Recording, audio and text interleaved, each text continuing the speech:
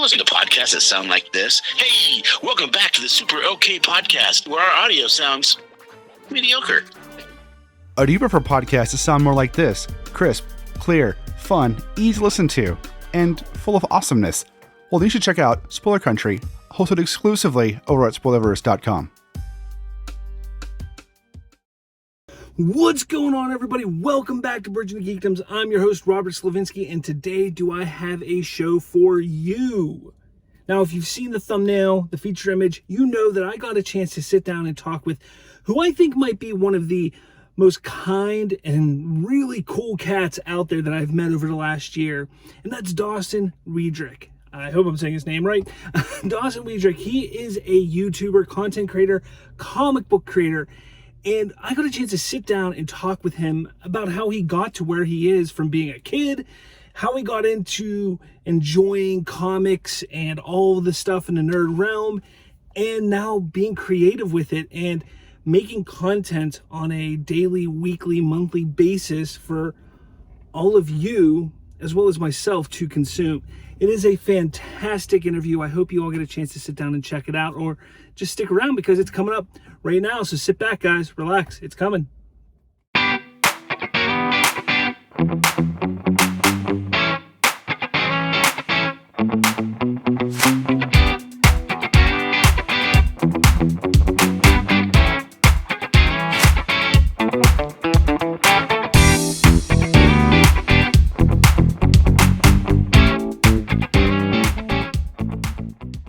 First off, welcome to Bridging the Geekdoms. This is kind of one of those things. I don't think you've ever been on my show. I think I have not.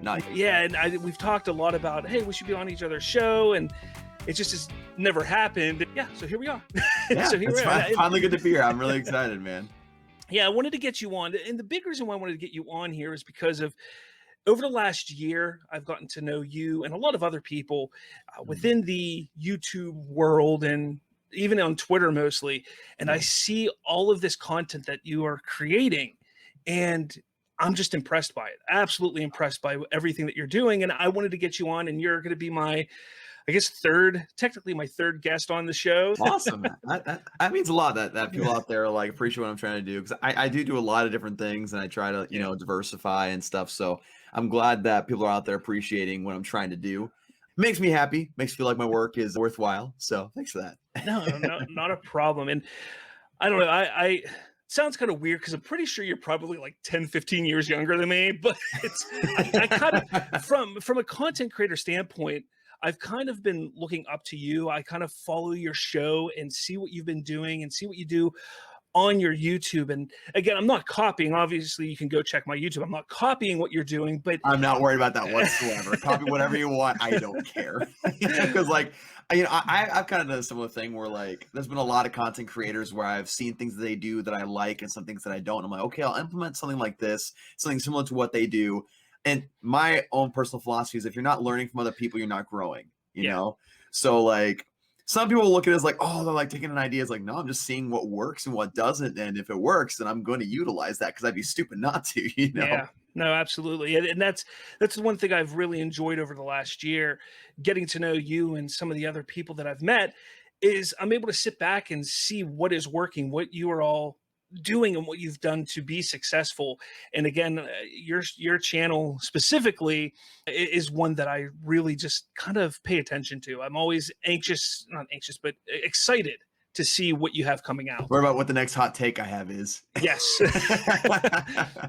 It's just unfortunate because there was a while you were doing a lot of live shows at the perfect time for me on my commute to and from work. And that's kind of transitioned away. You're not doing it at that time anymore. And it's just schedule and stuff. The past half a year, I've been working a new job and the hours just kill me. So, and there are in the times where I would usually do streams like you were talking about. It is unfortunate because I feel like some people who used to watch my show a lot, again, it's just not in the right time frame for them in the day, and which does suck. But you kind of have to go with what you got, and that's kind of what I've had to do.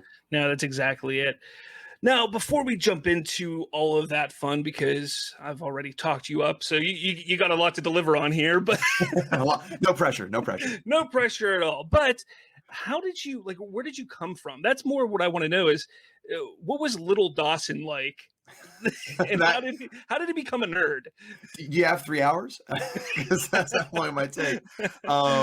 But I like that question. Where did I come from? So I'll answer that in both a nerd sense and a literal sense. So I grew up in a lot of different places. I moved around a ton as a kid.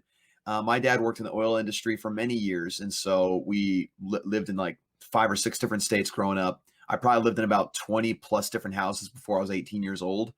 Like just moved around a lot and just got to know a lot of different kinds of people. And actually, funny thing is, we grew up in a more sports oriented family. My dad was a college football player. He played semi-professional football for a year or two, and he coached football for years. And so football was definitely the main focus for a long time. In fact, I got some mini helmets right here that I got on my desk that most people don't get to see, but you have the privilege of seeing it here. But yeah, we were just very sports oriented. And my main source of nerdiness was movies growing up. Of course, we had the Sam Raimi trilogy with Spider-Man in the early 2000s, the X-Men movies, and then going into the later 2000s, you had, of course, the beginnings of the MCU, and of course, the Dark Knight trilogy, obviously. And so that's kind of where I got inserted into that. But I think when I first really got into like comics specifically, my main nerdy thing right now was around when I was like 9 or 10, I think. Because again, my dad wasn't a huge comic guy. My mom probably has never read a comic book in her life, to be quite frank. But she's still great. Love you, Mom. But it was around 9 or 10 years old when I first picked up a comic book. And I remember specifically it was an issue from the Batman Superman story written by Jeff Loeb. The issue was illustrated by Michael Turner. It was the issue where Supergirl comes to Earth and meets Batman and Superman. And it leads into eventually the whole story of Supergirl, being with Darkseid and all of that. And so I remember reading that issue specifically in the public library when my mom was renting out movies from there. 'Cause, back in the day, you had to do that before, streaming and all of that. And then the other thing was my little brother and I had this Marvel characters encyclopedia. And so the majority of my own Marvel knowledge from the comics anyway, aside from the movies, came from that Marvel encyclopedia. Me and him would study it together. That was how we spent time together a lot because he's never really been a sports guy. And so me and him were able to at least relate on that level. And obviously that's grown stronger ever since just because, as you can see, I'm very much more into nerdy stuff now than I was back then. So it was just a lot of movies and a gradual progression into actually getting into comics that eventually led me to just love the stuff that I love today. To just love nerdy stuff, enjoy the movies, comics, all of that. I just kind of Googled you, and I found some things on you, and I was kind of shocked. And again, I'm not going to sit here and say we're good friends or anything, but we're acquaintances. We've had discussions on Twitter and different group chats. And friend, so go ahead. Excellent. But the one thing I didn't know is that you studied for digital art, logo design, and comic book art. And again, we see that your passion, your love for the all things nerdy started when you were young, but it kind of grew over time, it seems. What drove you to go to school for that? Well, it's actually an interesting story because I've been into art my entire life. I've been drawing ever since I can remember. Most birthdays growing up, I would get a sketchbook, a pack of drawing pencils, and some molding clay. I was always creating something. As I got older, my mom, being the sensible human being that she is, she would tell me like, well, art's great, but make sure that you study and maybe get a good job like a doctor or something. Obviously, I did not take that advice for very long, as good advice as it was. But so after a while, I did kind of think about what I could do to, eventually support my own family, support myself. And art just wasn't in the cards for me at the time. And so I kind of slowly faded away from that in my later years of high school. I still drew every now and then, and I'd post some art that I drew and stuff. But it was never anything I took seriously later in high school. And even into my early years of college, because I attended Southern Virginia University, which is a smaller university out here in the hills, Blue Ridge Mountains of Virginia, out in the middle of nowhere, where basically like you have to be in a perfect spot in order to have the internet service that I have, which turned out well for me. But I got to college and, I wanted to get into one of those general fields where if you study there, you're more likely to get a high paying job. I started off first in political science because I studied Middle Eastern languages for a bit. And so I figured, what, why not get into that field, maybe do some interpretation and translation or something. I quickly realized I did not like political science whatsoever. I was very disinterested and it didn't feel right, And so I was like, I'm just going to go the regular business major route. So I went to that. Didn't like that at all either. It was nothing to do with the professors or anything. It's just the material just wasn't interesting to me. There was nothing that stood out, and there was nothing that made me drawn to want to do that. And I knew that obviously I'll have to do what I have to do to provide for my family, but I knew that I wanted to do something that I loved. I wanted to do something that I enjoyed, because if you love what you do, you never work a day in your life, right? That's always the common saying. And so later in college, I started taking more art classes again. And that love for art just rekindled right there. And I realized this is what I need to do, because I've always been a very creative minded person. You know, if I'm not creating, I'm not doing what I love to do. Because the idea of just creating stuff in general has just always fascinated me, whether it be like a creative mode in a video game or something, or, you know, making something out of clay or drawing something. It was always something that fascinated me, and I could never understand why. And then I got to those later years of college. I met a couple of professors, and one professor specifically, Brandon Gonzalez. He worked a lot in matte painting for Hollywood in like TV shows. Like he did stuff for NCIS Los Angeles. He did stuff for Prometheus, the Alien prequel, and for Hansel and Gretel, I believe. That one's with, oh gosh, I can't remember the actress's name, but I believe Jeremy Renner was in that one too. It was a more recent one. But anyway, he had worked a lot in the field of art, and he'd also worked alongside a lot of comic book artists before. And so as my love for comics started to grow, you know, that much bigger, I started to look at the comic book drawing industry as in general. You know, I would look at these different artists, their styles, their techniques. And I told my professor, like, I want to try to emulate some things these guys do and form my own style. And so for the last 2 years of college, we literally had a class where we sit one-on-one together for about an hour a week and go over my work. And he actually helped me to finalize my third comic book that I ever did, which was Vine Lord. And so he was very integral in that process. And so him instructing me and helping me figure out what I wanted to do just kind of sparked that desire to just create. And since then, I've published 5 different comic books, most recently Savage Volume 2, which you can find on Amazon, shameless self-plug. But I've always loved creating, and realizing that drawing and illustrating stories is what I wanted to do it was one of those aha moments when you realize that's it. That's what I got to do. I got to do that. I want to pursue that. It may not pay right off the bat or even for a long time or ever, but at least you're doing something that you love. And that's what I found with that. I love that answer. It's something that I try to explain to everybody. A lot of people come to me. A lot of people will ask the question in Facebook groups, what do I have to do to start podcasting? What do I have to do this?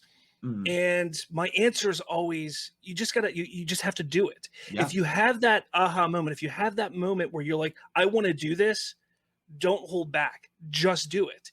And yes, you may not see the reward that you think you may be looking for immediately, but if you're looking for a reward that is going to be a lot of money and being creative, that doesn't always happen right away, and you should probably be looking elsewhere. But I don't ever want to make anybody feel like they shouldn't pursue being creative, because I, for one, I was very much like you growing up. I was in every art class. I took every single art class I could take in high school, from stained glass to pottery to graphic design. And you had better high schools than I did.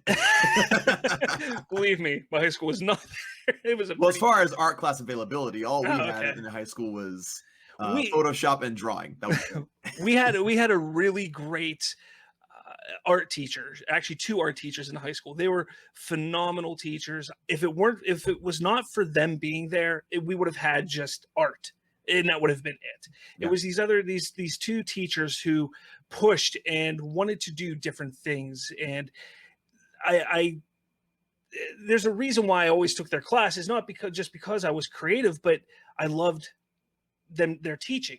Because they made it simple, they made it fun. But for me, that's how I was. And by the time I was graduating high school, I actually wanted to go for graphic design, but more for special effects for film. That's what I wanted to do. That was my goal in life when I was in 10th, 11th, 12th grade. It didn't pan out, obviously. Here I sit in Pennsylvania, in the mountains of Pennsylvania. Life takes you on a journey, different directions. And I myself, I got into podcasting probably like I started my little dabble around 2015, 2016, and then really jumped into 2017. But I had that aha moment as well, where it's just like, wow, this is giving me something that I didn't realize this would give me from a creative side. And that's why I've continued pushing forward with it. And again, I just tell everybody, just go for it. Just push. If you have that moment, if you have that drive and desire, do it, because you're not always going to have that chance. You're absolutely right. And I really relate on the podcasting level too, because like, when I started my YouTube channel, my little brother had been running his channel for about half a year. He doesn't really do it much anymore, but it was something he really enjoyed. And I was like, you know what, I might give that a dabble a little bit. Because I remember for a while, watching podcasts and YouTube channels. Of course, neither you and I had ever met yet. We didn't know each other existed. But I saw these different YouTube channels, these different podcasts, and a lot of them just seemed very negative about pretty much everything entertainment. And there's a lot of things that honestly I enjoy that maybe some people can't stand. Like, for example, one of my hot takes is my favorite Spider-Man movie is The Amazing Spider-Man 2. I mean, I know, I'm insane, but you know what? I have my reasons. But you know what I mean? Like, there's just a lot of things that I feel like can be enjoyed, but I felt like a lot of channels at the time when I started just weren't allowing people to have that enjoyment if they wanted to. And so that was a big thing for me when I started was, you know what? I'm going to discuss movies, but I'm going to try to be as positive as possible, because I had that firm belief, and I still have somewhat of that same belief today, that almost any movie can be thoroughly enjoyed, except for the live action adaptation of Where the Wild Things Are. Screw that movie. I hate it. That movie can burn in a trash can. Anyway, but every other one I feel like can be enjoyed to a certain extent.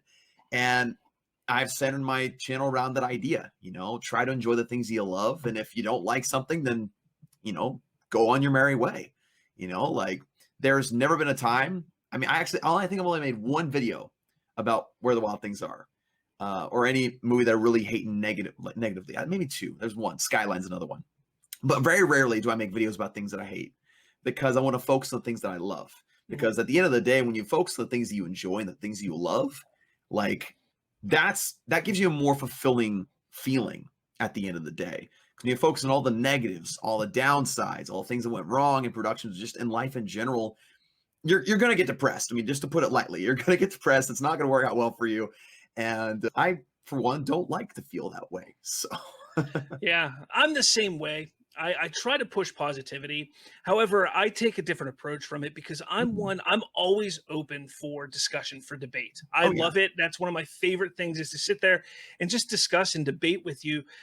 I would love to sit down and hear your thoughts on Amazing Spider-Man 2, because I think it's one of the worst ones, but it's one of those things where, yes, you have to stay positive. You have to enjoy what you're doing. And if you're always with this negative take on everything, it kind of bogs yourself down, and you become more of a negative person, I've learned in life. And I went through some tough times myself about 6-7 years ago, and it was podcasting that pulled me out. That's what pulled me out of my tough times. And it was a bad mental state. And to me, it opened up so much more. You were saying that there's those shows, you were seeing those shows that were talking negative, which are still all out there today. That's all they're still out there. And it's funny, because one of the first, and I never was intending to do YouTube. That was actually the furthest thing that I ever considered doing, was YouTube. Yeah. But I wanted to just podcast. But one of the first YouTube shows that I came across, and I'm not going to name her, but just saying her, she's a big YouTuber. You probably know who I'm talking about. That was the moment I was like, that looks like fun. And that's what what gave me the thoughts and ideas of how to run my podcast. And then I would see other YouTube channels, and I kind of was like, okay, how can I make this fit me, who I am? Yeah. And that's kind of how it went. You see, if you like something they're doing, you take it and try to make it your own and improve on it. And that's kind of what I did. So, what's going on, everyone? Are you still looking for that perfect one-stop shop for all things pop culture? You know, that one place where you can hear hot takes about superheroes, Star Wars, video games, and more? Well, fear not. Bridging the Geekdoms is the place for you. a podcast that focuses on the current rumors, scoops, and controversies within the pop culture world. Hosted exclusively on the Spoilerverse network, you can find us on any one of your favorite podcatching apps, YouTube, and at Spoilerverse.com. So don't miss out on the excitement. Find us and subscribe now.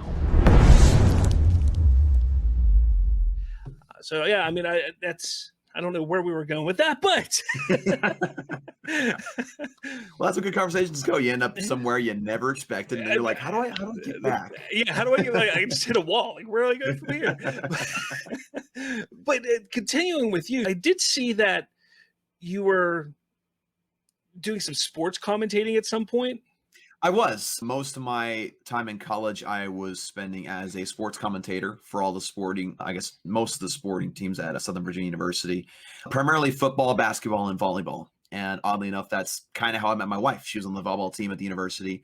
Of course, we kind of met in a more roundabout way. We didn't meet each other on the court. It's a typical love story, right? That oh, yeah. Hear all the Trust me, that it's anything but typical, but we can get there if we want. But with sports broadcasting, like I mentioned before, my dad was big into football, watched every single game he possibly could, coached football. He pretty much coached everything I did in sports growing up. And so with that, I learned to analyze football quite a bit because that was my primary focus with commentating. Like all the other sports, like I played basketball primarily growing up because I'm a tall, skinny guy. So that was just what fit me better. But football is the sport that I know the most. And I was able to, interview a lot of coaches and players and such. In fact, the head coach of the university I commentated for was the offensive lineman for the Baltimore Ravens Super Bowl team in 2001, I believe.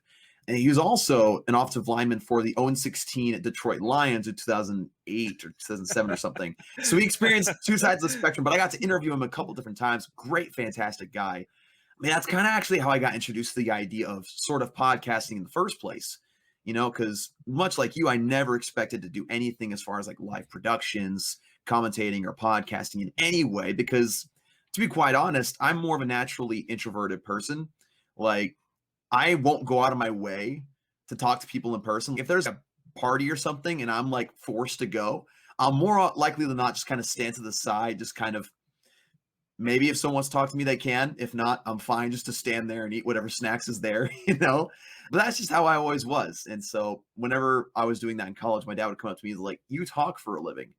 That weirds me out. It's like, no kidding. Like, come from the guy who spent most of his time as a kid in his room, just because that was my happy place.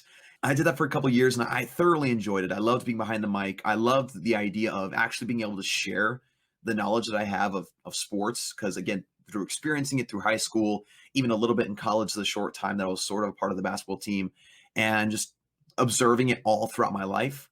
Because whenever you're watching sports with friends, they get annoyed if you point out certain intricacies of the game. It's like, oh, okay, there's going to like trips left, whatever. You can't really commentate when you're watching with a group of friends. But when you're commentating, that's what you're supposed to do. And so I love being able to verbalize what I knew, what I saw, and just to get excited about it and to help others get excited about it. That was the big thing for me, is that, like, I'm going to be quite frank, the football team for this university, I love them all to death, but they haven't been very consistently good over the past couple of years. But it was fun to point out the ways that the team was improving and to see things in games where, like, you got excited. Like, if your team was down, you had a comeback, you could hear the excitement in my voice, and I love the fact that people got excited along with me, and I just loved that job. It wasn't high paying or anything. It's a college job, as a student, you're not going to get paid a lot, but it was an experience that I'm very, very grateful for. And in fact, for a time, I was able to work alongside my older brother and my younger sister. My older brother was the producer for sports broadcasting for a bit. My little sister was one of the camera people, I guess, what you want to call it, camera woman, I guess. And so working alongside them was really awesome, really, really fun for the short time that we were able to do that. And I was able to commentate like a men's volleyball, like district championship tournament, where I got to interview all these different coaches and everything. I was able to interview different coaches who had great runs, like 24-game win streaks and stuff like that. Just see all the different ups and downs of sports in a very condensed way, which was just incredibly fun for me. I'm a huge sports fan as well. Not so much on the football side, hockey, huge hockey fan. I could never imagine commentating because, as you say, when you sit there with your friends and family and you try to commentate, my commentating isn't so much commentating as it's yelling at the TV, like, what are you doing? That kind of thing. So I wouldn't be able to commentate. But my commentating gradually became somewhat of that in the later years that I was doing it. Like I remember specifically there was one game where we were up by 3 before halftime. It was like 30 seconds left. And I don't know if you watched the Packers and Buccaneers NFC Championship game last year, but right before half, the Buccaneers had a long touchdown pass to take the lead going into halftime. And literally the same thing happened in this one game. And literally while I was commentating, I said, the Knights cornerbacks are way too close to the line. They need to back up a little bit. They need to back up. And lo and behold, they were too close to the line. And the other team ended up getting a long touchdown pass.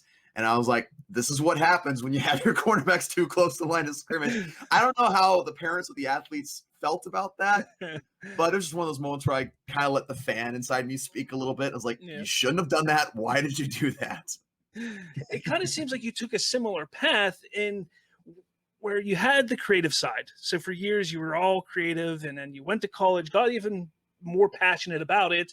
Your sports commentating kind of is how I guess that's kind of the gateway or the door just starting to open up a little bit.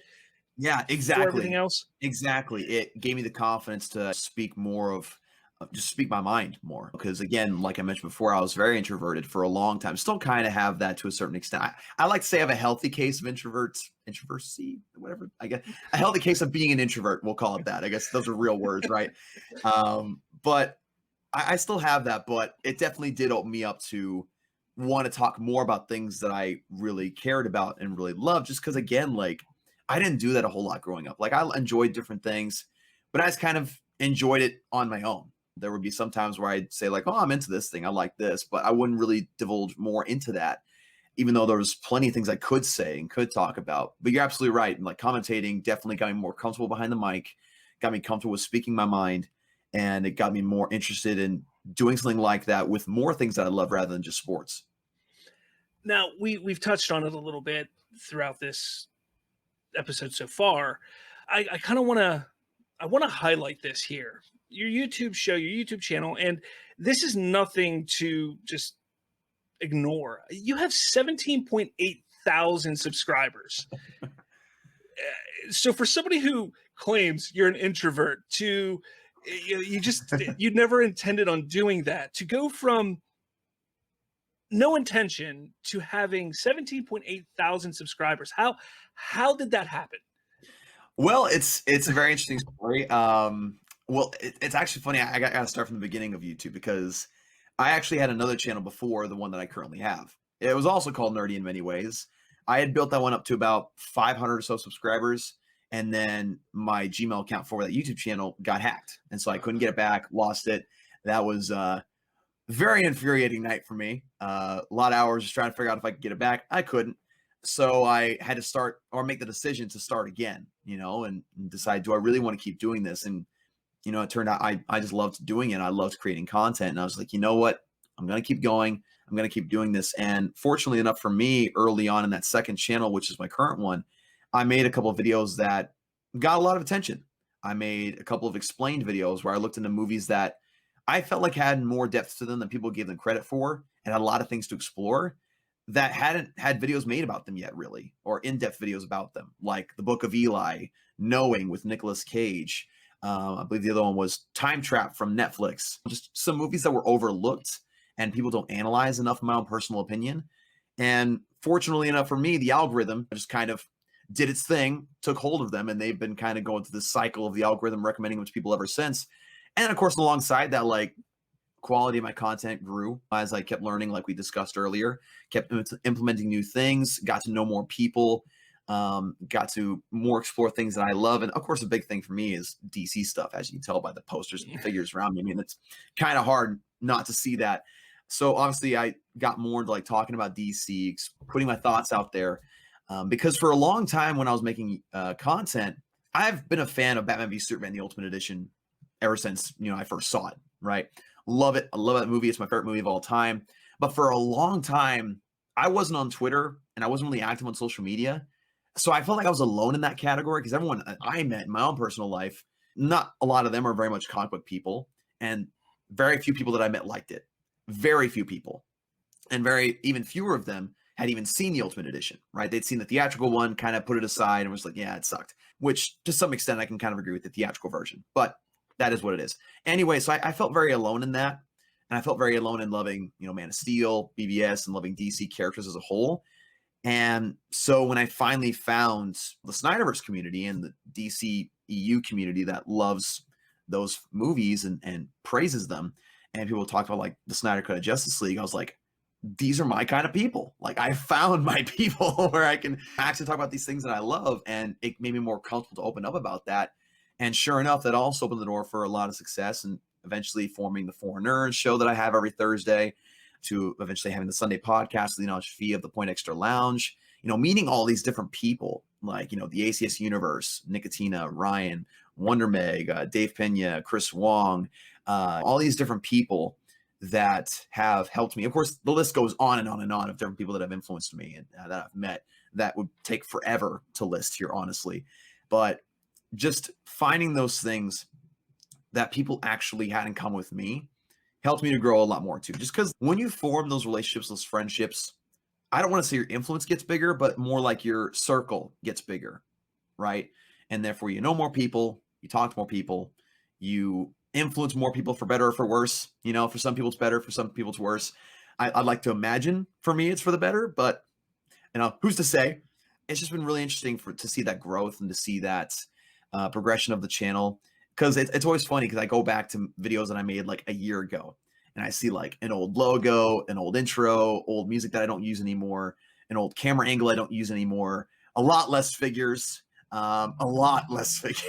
but it's just really cool to see that progression and to see that growth and people appreciating what I do. Because again, I'm a very creative person, and as a creative person, you naturally tend to doubt yourself, right?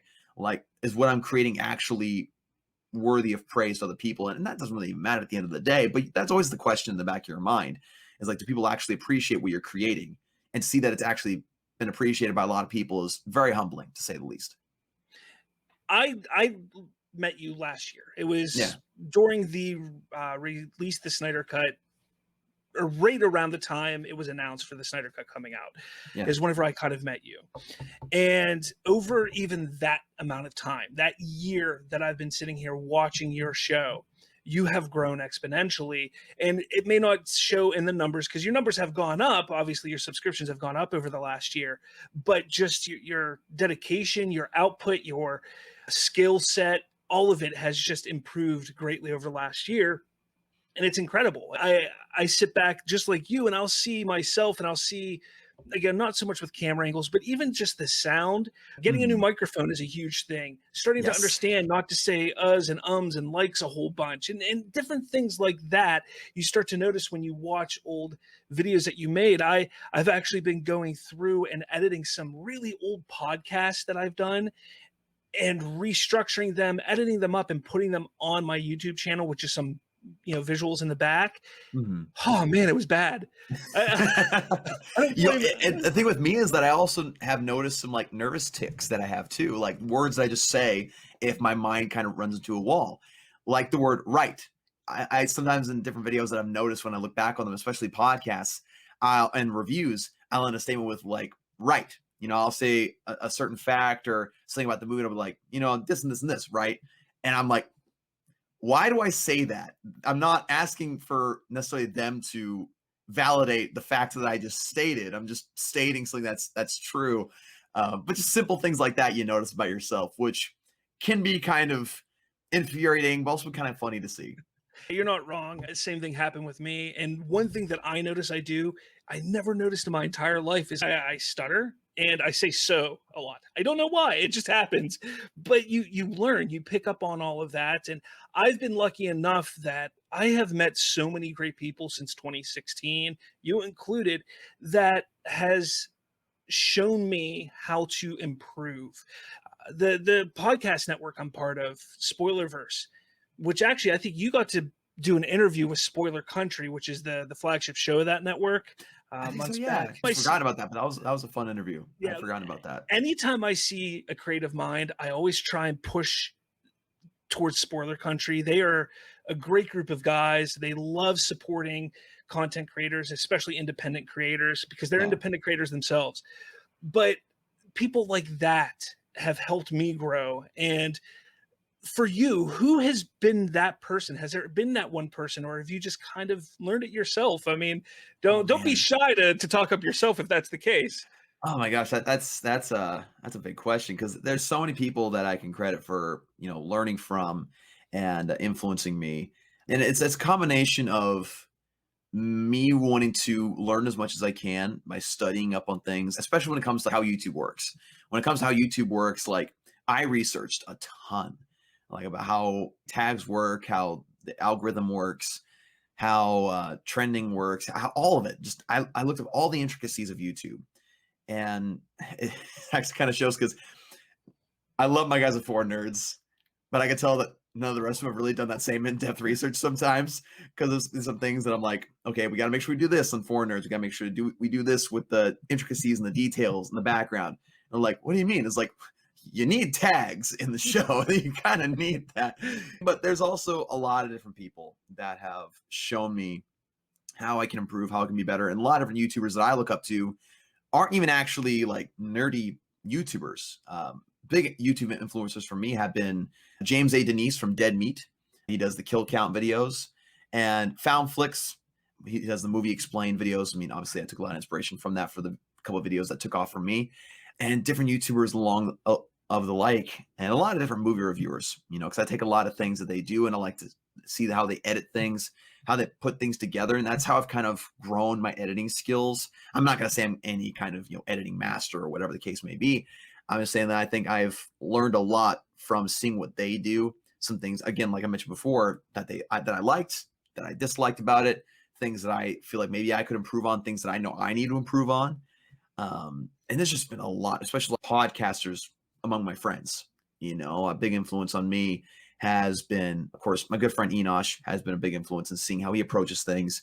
Anthony from the ACS Universe, the fun kind of no care attitude he has on the streams. I'm just having a conversation and having fun. Andre, how structured he is and how he likes to address things as if he's reporting the news. I love the way he does that. Ryan and how he BSs with people. I put that into my show a little bit just because too much of Ryan Zeberfett can be a bad thing. I joke with him a lot. But there's just so many people that I can credit for learning from, just because, again, if you're not getting ideas from different sources all the time, then you're not expanding. And plus, like, getting ideas from different sources and different people allows you to have a broader perspective. That's why I like to listen to a lot of different people, as much different people as possible, as far as like opinions on things, whether it be political, comic book related, or movie related, just to see how everybody else thinks, so I can have a better idea as to how to address it, right? Because if you kind of go into it with a naive attitude of thinking, oh, everybody thinks like I do, you can kind of come off as arrogant, right? And I don't want to come off that way, because that's just not my personality. I want to make sure that people understand that what I say is just simply my opinion. In fact, I'm pretty sure the words, "this is just my opinion, you can take it for what it is," are the most said words in most of my videos, just to make sure people understand, like, I'm not telling you what to think, but this is how I think personally. You mentioned Four Nerds, and I just want to kind of just go over that really quickly. You all work really well together. The four of you are just hilarious, and I know that there's sometimes a revolving host from time to time. If one of you can't make it, somebody else fills in. But it's one of those shows that, at the very least, I have it on in the background when I'm at work. Because if I can't watch it live, I throw it on to listen. I get a good laugh, a good chuckle, that kind of thing. So you guys are doing great over there. But I kind of want to jump into your comic books, because we haven't talked about that yet, because you've done so much other stuff. But your comic books, what pushed you? You talked a little bit about it earlier, but what pushed you to do this independent take on comic books? I mean, that's really, you're an independent comic book creator. How did that all come about? That's kind of cool now that it's being said out loud, but it actually came about in a funny way. And technically it came about 12 years ago without me even knowing it. Because the first comic that I ever illustrated, and it's a series we still continue with the recent release of Savage Volume 2, another shameless self-plug. Go to Amazon.com. Absolutely, you know, my lawyer will be on it. I don't have a lawyer, not well enough for that, just to make that clear. But my dad, 12 years ago, wrote a script called Savage, which is the same story we're doing the comic book series for. And, you know, he had it on his computer for a long time. He sat on it. He sent it to a couple people here and there. He tried sending it to George Lucas just out of, you know, sheer hope that maybe in some way, obviously didn't pan out. Yeah. But he had this script for a long time. And as a young kid, he wrote it when I was about 9 or, well, no, it had been longer than 12 years ago. It was about 14 or 15 years ago. And I was younger than I just, you know, I hadn't read it. I didn't really even know much about it. But of course, a couple of years ago, while I was dating my wife, I got the chance to read a little bit of it. And I was like, I like a lot of these ideas. And I can't remember if it was my dad or my older brother who approached me with the idea of adapting into a comic book. And I looked at the story. I imagined the visuals in my head, and I was like, you know what? This could really work as an interesting comic book series. There's a lot of cool elements in here. There's a lot of cool visuals that I can kind of picture in my mind. And so I embarked on doing that. So I got the script from my dad, started working on it, and he didn't know how fast I wanted to get it done because I started working on it actually shortly after I got engaged to my wife. And we were planning the wedding and everything. And I decided right then, I was like, you know what? We planned on having a reception the night before our wedding, just because family was going to be able to gather at that time. And that's just how it all kind of worked out. I was like, I want to have the first issue finished and published by then so I can have a copy, the first copy, to give to my dad. And that's what I did. And it was kind of a very short turnaround. I spent about 3 months just staying up to like 3 a.m. illustrating this thing for almost every single night, those 3 months. And I was working jobs as well. I was working a boat job. I was working a DJ assistant job. Like I was doing a lot of things. So I was exhausted come the wedding. I was just very, very tired. But I got that first issue done, which is actually this one you see right here above my head. This is actually the second copy ever. My dad is the first, obviously. But I got it done. I had it sent to me. I had my siblings kind of hide it from my dad for all of the reception. And then came the time for the obligatory bride and groom speeches at the end, thanking everybody for coming. And at the end of mine, after all was said and done, I grabbed the envelope that the comic was in from my sister and I handed it to my dad. My dad's like, the heck is this? Because I told him it wasn't going to be done for another 2 months. Right. So he had no clue what was going on. He opened it. It was one of the 2 times in my life that I've seen him cry. Just because he was able to see his story visualized in at least some form. And the other time I've seen my dad cry was when Peyton Manning went to the Denver Broncos. So there you go. So you know that I did something that was influential to him. But that was really, really cool just to be able to, again, help him realize something that he created. Because he's also a very creative person, too. He doesn't express it as much as I do just because he wasn't really raised in that kind of atmosphere where creativity was something that you did. So he just doesn't have as much of an outlet for that. But to see something he kind of fathered in a sense actually come to fruition in that way and still continue to come to fruition was really, really amazing for him. And it was amazing for me to see that joy from that. It was just a really cool father-son moment, honestly. And that's just how I approach it. Each time I draw a new page for a Savage story, you know, it's continuing work of me and my dad working together, which is just awesome. That's a really, really great story. And I hope one day my kids do something like that for me. Because I'm one of those ones, like you're saying your dad had a story on the computer. I have like 15 stories saved on various computers around the house. See, my dad's dream when we were all babies was for one of his sons to win a Heisman Trophy. So I figure giving you a comic book that you wrote is just kind of the next thing. The next best thing. So continuing it, are you doing more? Because not only do you have Savage, don't you have another one that you were making as well? I have a couple, actually. I have Vine Lord, which is hanging up right here. You can't really see it. Actually, I can kind of move this. It's right up there, the green one. That's a story that my little brother wrote, actually. It's a character that he and I actually co-created together like 15 years ago. And he was a really little kid. And we finally got that book. That's actually the book that professor that I mentioned before helped me a lot with getting the visuals and figuring out how to present it and everything. So a lot of credit goes to him for that. So that's another one. Then this one right here is written by my older brother, A Tale of Three, which we're going to start working on the second volume of that pretty soon. Finally, it's been a while. But we're starting a new comic book series within the next couple of months called TWC, Titan Wrestling Championships. which I've kind of talked a little bit about it, but I can divulge a little bit of what's going to happen in this thing, because these other 3 stories that I've done, very serious, kind of gritty, more down-to-earth, grounded stories, aside from some, fantastical things that happen, but more so grounded and serious, right? And somewhat darker in tone. But TWC is anything but that. It's actually a story about 2 brothers that buy an uninhabited island, and they're very much based off of me and my younger brother. In fact, they are me and my younger brother. We're the characters. And we decide to build this giant stadium and have this ridiculous type of wrestling league, kind of like the WWE, but to a more extreme extent, to where the characters are ridiculous. They're just very out there, and it's going to be very fourth wall breaking, very, very just self-aware of what it is, how ridiculous it is. And we're very excited for the creative things we're doing for this thing, because we have a lot of original. I hate to say original, because like there's a lot of things that have already been done, but I feel like there's some things in this series that's going to be very original and very new for comic books, which I'm very, very excited for. I think people are going to love this, and the first issue should be done within the next month or 2 and published around the same time. At first I thought like maybe like 4 or 5 months, because that's how much it usually takes to do a comic, but this one's flown by. The work on it has really progressed very well, much to my, obviously positive surprise, but I'm very, very excited for people to see it. I'm looking forward to it. I did actually grab, and I apologize, the first issue of Savage. I did actually get that. I just have not. Here's the thing. I'm really bad. I'm really good with supporting my friends and things that I believe in. So I'll buy it. If you say, hey, this is coming out, I'm like, okay, it's $5, $6. What the heck? I'll give it a shot. I'll check it out. But I'm very bad at reading stuff. Very bad. If you were to go onto my Kindle, you would see all these random books. There's a writer, a novelist, who is part of the Spoilerverse network. And she writes these, they're a little bit more of exotic kind of erotica.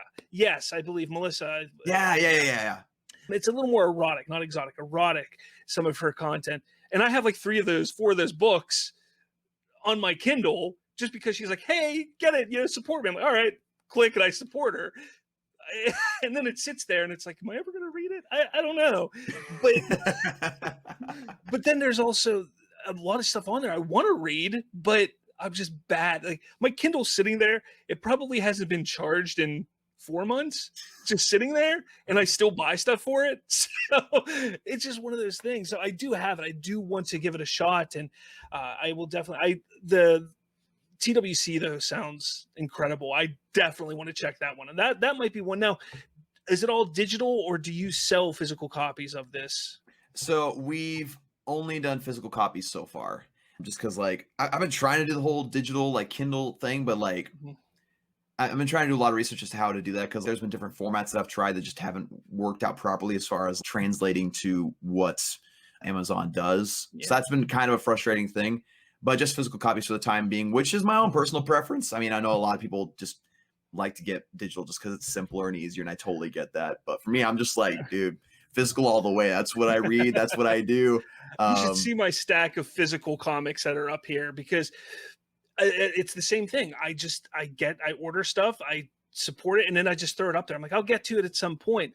That happened to me back when, this is probably not a good example for independent creators that I support, but back when DC Rebirth came out a number of years ago, I went on to one of those comic book sites, and I was like, oh, I want to read the new Batman, the new Flash, the new this, and I subscribed to them all, not realizing that they were coming 2 issues a month, and that issues were just coming to my door, and I was getting, I don't know, I think it was around like 10 to 15 comics a month just popping up at my door. Sounds so nice.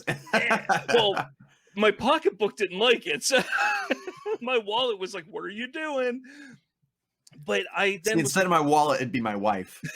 Luckily, I wasn't married at the time. But so there you go. That's the perfect time to do that, honestly. But I never read them all. I read the first Rebirth, and then I read like the first issue of all the character ones, and they've been sitting there, and Doomsday Clock is sitting there. I haven't read it. I'm terrible at reading comics. I love supporting my friends. I love supporting people. I don't get around to it. I don't know. But Anyways, I'm sorry. I kind of cut you off there. No, you're totally fine. Kind of on the same vein. I'm kind of the opposite when it comes to books. Like I'm never like up to date on things just because like I can't buy everything that comes out right away. But I'm one of those people like if there's a book that's not read on my shelf, it kind of bothers. Well, a comic book, I should say, like an actual novel. My wife loves massive fantasy novels that like are intimidating to read for me right now, anyway.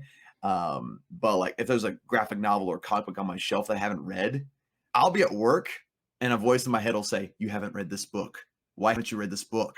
What is wrong with you? Why haven't you read it?" It's like, fine, I'll read it, and I'll read it that night. And it's like, "You happy?" And then my brain says, "There's another book you haven't read." It's like, gosh dang it. And if it's not that, it says, "There's another book you haven't ordered." It's like, all right, let's calm down a little bit.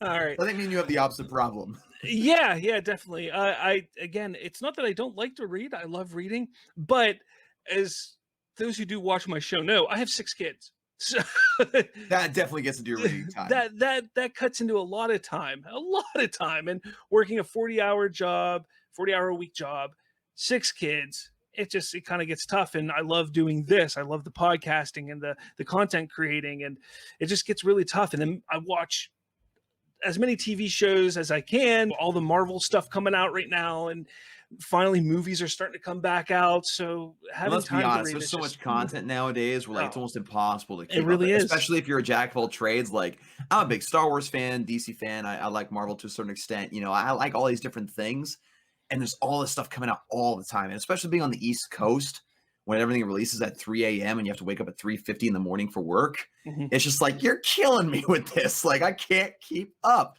But I totally get where you're coming from to a certain extent with the whole like big family thing. I grew up in a family of 5 kids, so 7 people in total. And I would see my parents like they never had time to do anything they wanted. If they wanted to do anything, you know, on their own to do whatever they wanted, they had to get a babysitter. They had to go out of town for a weekend. Like, luckily for me, my 2 boys, my 2 older boys, they're starting to get into a lot of the things I'm into. Nice. I actually just the other day, my oldest son and I sat here and reviewed the first 3 episodes of Titans, which is I think it's a hilarious episode because he just sits there and he's like, "Yeah, I don't know." So I mean, he's 12, but it was a Right. great time, and that's kind of what I'm trying to do now is trying to bring, as long as I'm not going to force my kids to do, but if they want to, Mhm. and if they want to join in, that's great for me because I get to do what I love doing, and I get to do it spending time with my kids who Yeah. I love dearly. So that is one of the things that I really love about doing what I do. And that kind of leads me into my next question a little bit. What are your goals and accomplishment, or not your goals and accomplishment, but what are you looking to accomplish with everything that you do, from the podcast to the comic book writing, all of that? Oh man, that's actually been a big topic of conversation with my wife for the past couple years. Like, what do you want to end up doing? What do you want to accomplish? And it's just like, well, you have a degree in art and digital design, so there's that. You work in a manufacturing job, so it's like, well, those 2 things aren't quite compatible right now. But there's just a lot of things. I just want to keep creating. Honestly, I want to always be in a creative mindset because I feel like if there ever came a day where I'm just working a job that I have no passion for and I'm not creating, I'll lose my freaking mind. Like I will not be in a very good place. So I just, the main goal is just be creative. And you know what? If big success comes from it, fantastic. If I stay at the same level that I am forever, that's totally fine. Because, you know, at the end of the day, it's a fun thing to do. It's a conversation. And, you know, it's just fun. It's what I love to do. And again, it's just the same advice to anyone out there. Like, regardless of if like something that you love gets you somewhere big in life or not, always at least try to stay in touch with things you love and things you love doing, because that'll keep you sane. That'll keep you happy, right? Because again, I work a job where all throughout the summer, I've worked 5 to 4 o'clock Monday through Saturday, right? So like over 55 plus hour weeks. That's not a whole lot of time to do things that I love, but I make time. And that also brings up the different thing of like making sure you have time for everything. You have time for work and you have to have time for family because that's a priority. And if you're religious, make time for that. That's a big thing you got to focus on. And then, of course, if you have time, do what you love, right? Which sometimes those things can coincide. A couple of those things will happen at the same time, which is always great. But if they don't, just you got to be smart with your time.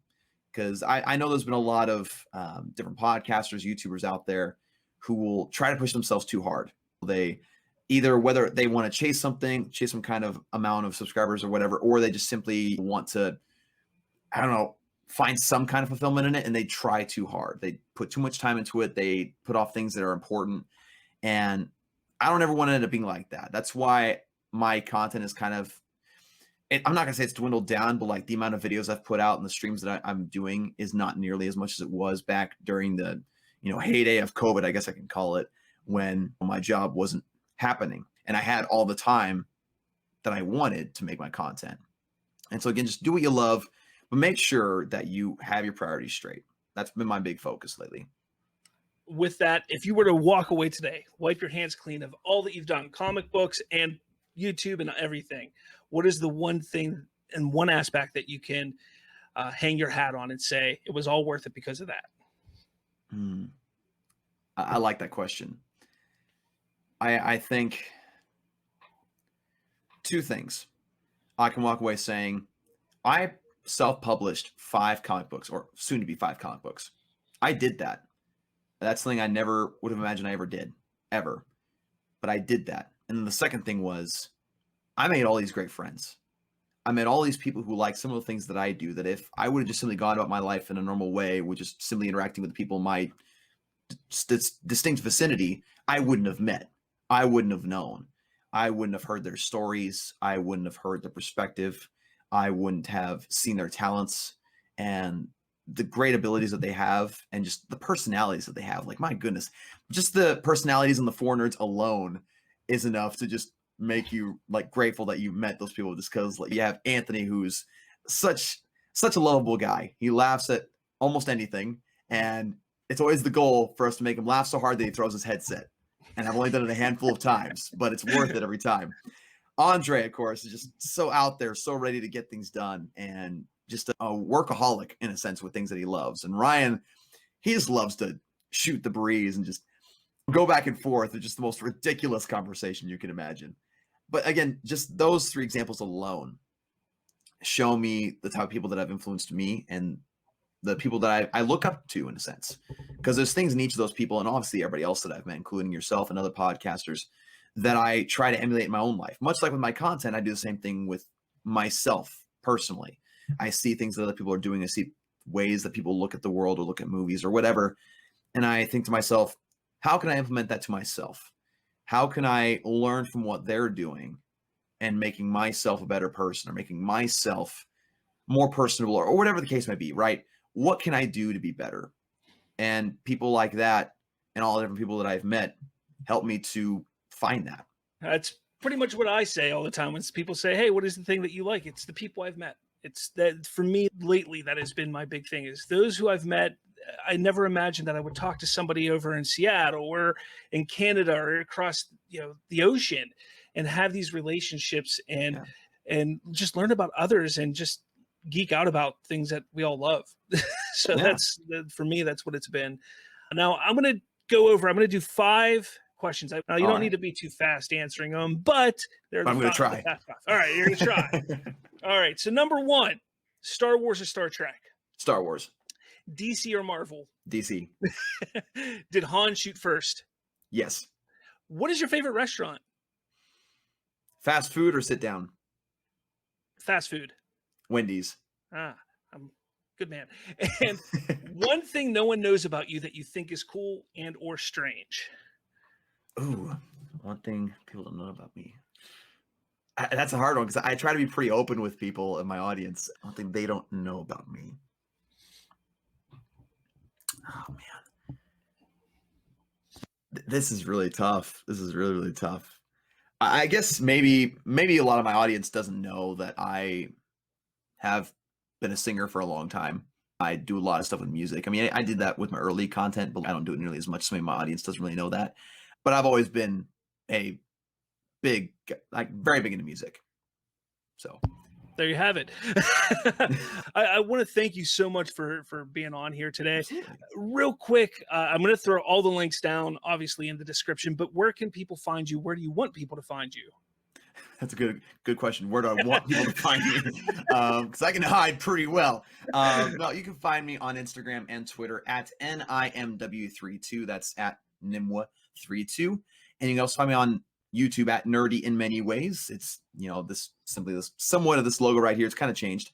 But yeah, you can find me there, all my different content, all my podcasts. You can also find me on Spotify and Anchor. If you type in Nerdy in Many Ways, you'll find the audio versions of a lot of my different podcasts, most specifically For Nerds and the Sunday podcast featuring Enosh Fee.